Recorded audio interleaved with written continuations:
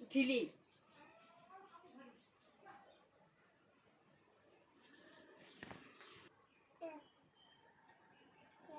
কথা খালি নাও না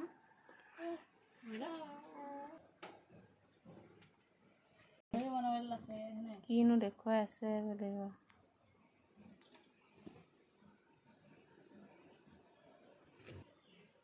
মিক্সাৰ বস্তুৱে নাইকিয়া হৈ থাকিলে